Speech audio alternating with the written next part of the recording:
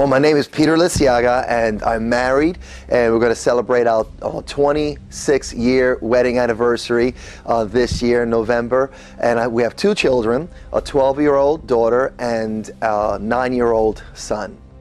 I grew up in New York City, in the South Bronx of New York City, and I grew at the time where there was a lot of gang violence in our community, in the neighborhood. A lot of times when there would be shootings in the big park, in the playground right in front of our building, the people would run into our lobby.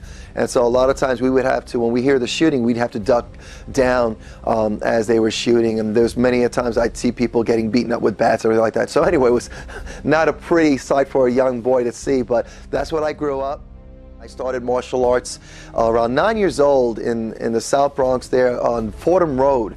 And there was a school there, a Korean karate school there, that I started taking karate with a young black belt. He had just gotten his black belt. He was 16 years old, and he had just gotten his black belt. And I started training with him in the community center that we had there until they closed the doors on that and boarded that up there. But that was my first experience with martial arts, and that was my experience as a kid growing up in the South Bronx. And soon after that, I got into some trouble. I did run with the gangs for a little bit, but I got into some trouble where I felt that it was very wise to leave New York. So around 15 years old, I believe, I left New York and went down to Florida. That's where my grandfather was living there. My older sister had already moved down there because she had gotten into some trouble. She went down to Florida, and that's where I went. Followed her, and that's where I tell everyone, that's where I got the animal out of me. And that's when I started really deciding to make the choice to just become a better person. I continued my training down in Florida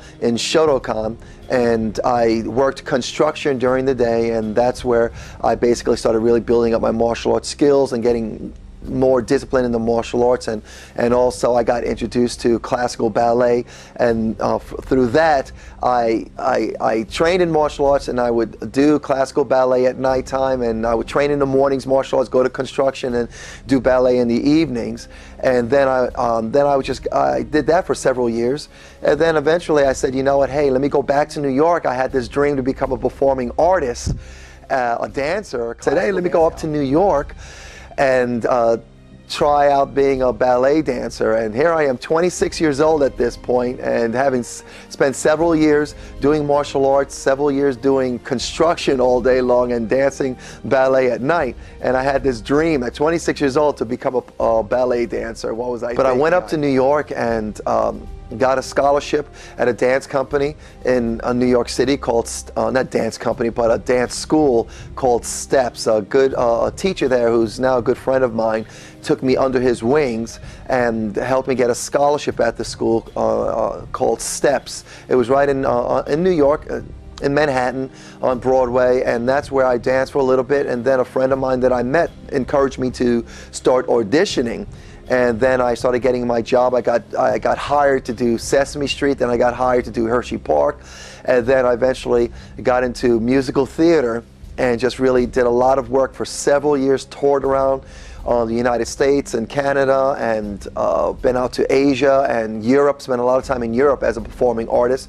I also met my wife, Renee, during this time at Hershey Park in 1986, and we toured the world together doing different shows, from West Side to Andrew Lloyd Webber shows, and that's what we did for many years until I decided that I wanted to come back. We wanted to start a family, but we didn't want to do that traveling around the world. We didn't want to raise our children on the road, out of the suitcase, out of a hotel, and or in a different country. We thought about living in Germany, and or one of the cities that we were in, like Philadelphia or Chicago, but we decided to come back home. And New Jersey is where my wife is from. I'm from New York City, and I didn't want to go and live and raise children in New York. I figured that one streetwise person in the family was enough.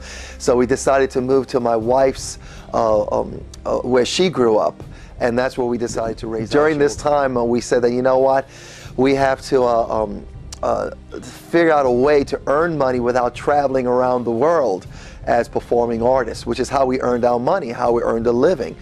So I decided to say, I thought that, you know what, let me think about starting my own business. What do I love to do? Well, I love martial arts, and so let me, hey, let me try starting a martial arts school, which is what I did. I did that for about a year until I ran out of money. But during that time, I met Michael Donato, who's the one that invited me to come in and work with him to help him build his school. So I've been with him ever since, and growing and developing. And gosh, I think we're going on almost 16 years now, I think, something like that. I lose track of time. And that's what I've been doing, martial arts, and enjoying every step of the way. I think one of the greatest lessons that I learned teaching martial arts was when I first had students, and I had one young lady come up to me. I guess she was about 12, 13 years old, and she had it was during the summertime. I had started this program in the basement of a church, and she was one of the students in that program, and she had come to me with an experience of a lot of abuse, and she had actually attempted suicide twice that year prior to coming to my program. And I remember speaking to the students, and I was generally talking about martial arts techniques and how that ties into living every day and making the right choices every day, no matter what your challenges are. And afterwards, she came up to me and said, "Mr. Liciaga, can I ask you a personal question?" And I went, "Sure."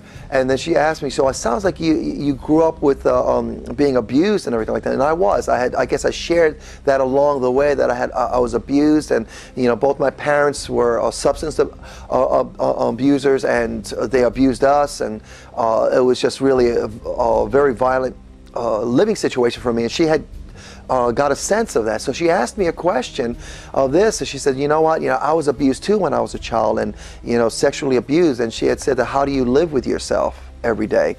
And in that moment, I realized that as a martial arts instructor, I had a great responsibility that went way beyond the kicks and the punches to really help young people to find a way to navigate them through their lives, no matter what the challenges are. And I remember telling her that, every day you're going to wake up and you're going to decide that today I'm going to fight a good fight. I'm going to take on the challenges that are in my life, and I'm going to stand, and no matter what happens, just stand, fight a good fight.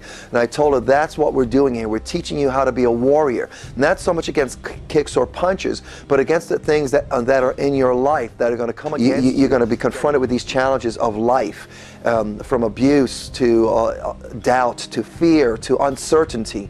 And your martial arts training is going to help you to overcome that. I'm going to give you the tools. And that's when I knew that what I was doing was so much more than just teaching kicks and punches. And from that point on, for the next several years, up until today, every single day when I work with students, I am acutely aware of the fact that the martial arts that I'm teaching them is going to help them with their life every single day. And this is why I always say that martial arts is for everyday life. And so that's one of the greatest lessons that I've learned. How I touch other people's lives will make a difference. And it can make a difference to good, or it could be bad. And so I chose that I want to make a difference in people's lives on purpose, and to really set my course. And that's why I basically do what I do today.